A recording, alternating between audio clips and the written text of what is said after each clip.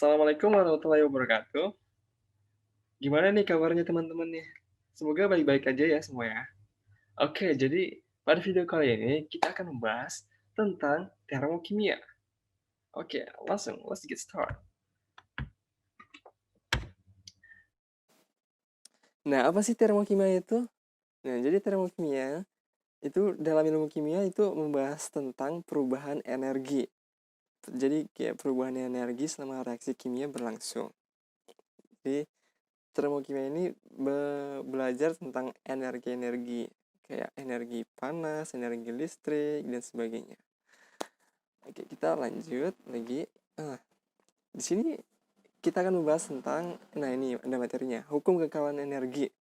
Nah, apa sih hukum kekalahan energi itu? Nah, jadi hukum kekalahan energi itu bunyinya bahwa energi itu tidak dapat diciptakan atau dimusnahkan, tetapi energi itu dapat diubah dari satu bentuk ke bentuk yang lainnya. Nah, berdasarkan hukum tersebut, dapat diketahui bahwa tidak ada energi yang hilang dalam suatu sistem, melainkan hanya diubah menjadi bentuk yang lainnya. Jadi energi itu tidak dapat menghilang, tidak dapat musnah. Jadi energi itu hanya bisa diubah dari satu bentuk ke bentuk yang lainnya. Nah, di sini saya punya contoh nih. Kalian bisa lihat video yang ini nih, yang satu ini. Dari contoh ini, kita dapat mengetahui bahwa dari energi listrik yang ada mengalir ke HP. Nah, HP-nya pun menjadi panas. Nah, itu yang dinamakan dari energi listrik menjadi energi panas. Topik selanjutnya yaitu sistem dan lingkungan. Nah, apa aja sih? Apa itu sistem? Apa itu lingkungan? Nah, di sini sistem itu sejumlah zat atau campuran yang dipelajari sifat-sifat dan perilakunya.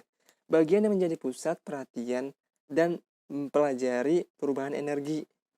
Nah, sedangkan lingkungan itu adalah segala sesuatu yang di luar sistem, Contoh dari sistem dan lingkungan itu dapat dilihat pada proses pelarutan HCl atau NaOH dalam segelas air yang menyebabkan terjadinya perubahan suhu air. Nah, jadi sini saya punya contoh lagi nih video nih. Kalian bisa lihat. Nah, ini dia. Cuplikan videonya. Nah, di sini saya punya gelas. Nah, isinya tuh air panas. Air yang ada di dalam gelas itu merupakan sistemnya.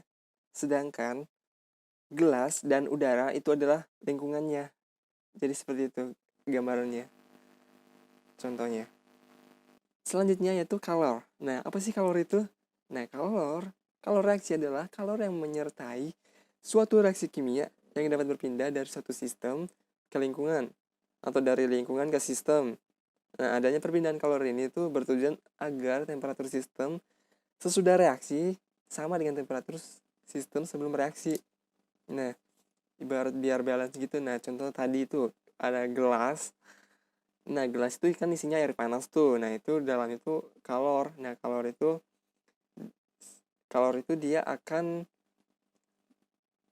pergi ke lingkungan. Dari sistem ke lingkungan kan, dari sistem ke lingkungan. Nah, itu makanya itu gelas yang berisi air panas dapat menjadi air dingin. Gitu. Jadi gelas air panas yang di dalam gelas itu dapat jadi air dingin. Bisa menjadi air dingin. Seperti itu. Itu bisa terjadi karena adanya perpindahan kalor dari sistem ke lingkungan. Seperti itu ya teman-teman. Oke, kita lanjut ke. Nah, dalam suatu reaksi kimia itu ada namanya reaksi exotherm dan reaksi endotherm. Nah, kita bahas satu-satu nih. Kita pertama bahas reaksi exotherm. Apa sih reaksi exotherm itu? Nah, reaksi exotherm adalah reaksi yang disertai dengan perpindahan kalor dari sistem ke lingkungan. Nah, pada reaksi exotherm, sistem yang melepaskan kalor akan mengalami penurunan energi, sehingga energi sebelum reaksi atau S1 akan lebih besar daripada energi setelah reaksi. Nah, E2. Dengan demikian perubahan energi delta E akan bernilai negatif. Seperti itu.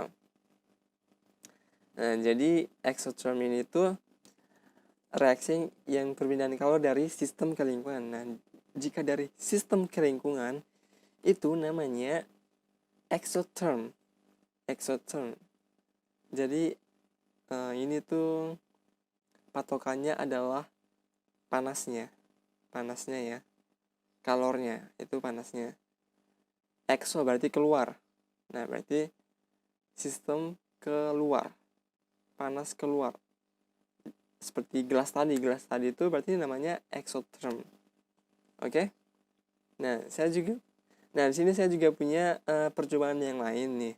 Nah, di sini saya punya contoh nih. Contoh nih ada gelas, isinya air biasa, air normal, nggak panas. Nah, di sini saya larutkan dengan NaOH. Nah, di situ gelas itu pun akan menjadi panas atau hangat gitulah ya. Nah, sehingga dia mempunyai kalor. Nah, sehingga dia akan menjadi sistem. Lalu kalau dia udah panas, jika ditinggalkan lama-lama dalam keadaan terbuka, dia akan menjadi dingin. Itu dikarenakan ya sama tadi, sistem ke lingkungan. Seperti itu. Lanjut ke endotherm. Nah, apa sih reaksi endotherm itu? Nah, reaksi endotherm adalah reaksi yang disertai dengan perpindahan kalor dari lingkungan nih ke sistem, dia masuk ke dalam. Pada reaksi endotherm, sistem yang menerima kalor akan mengalami kenaikan energi, sehingga energi sebelum reaksi akan lebih kecil daripada energi setelah reaksi. Dan demikian perubahan energi akan bernilai positif karena E2 kurangi 1 akan menghasilkan nilai positif. Seperti itu ya teman-teman. Nah, jadi reaksi endotherm itu kebalikan dari exotherm ya. Kita ulang lagi. Sini patokannya adalah kalor. Nah, endo itu berarti ke dalam. Kebalikannya exo. Nah, jadi dari lingkungan dia akan ke sistem. Seperti itu. Kita ambil contoh aja. Sini saya akan memberikan contoh pada video satu ini. Nah, saya punya piring dan es batu. Nah, yang dimana saya taruh es batu di atas piring. Nah, itu jika ditinggal beberapa saat lama, nah itu es batu akan mencair. Mencair itu dikarenakan kalor yang ada di lingkungan menyerap ke sistem. Kalor akan menuju ke sistem. Sistem akan menyerap kalor yang ada di lingkungan. Seperti itu.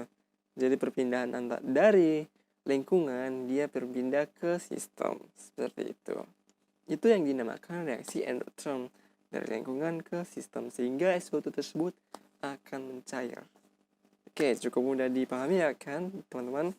Nah, oke, sekian dari video kali ini. Mohon maaf apabila ada kurang dan salahnya. Nah, wassalamualaikum warahmatullahi wabarakatuh. Thanks for watching guys. Bye bye.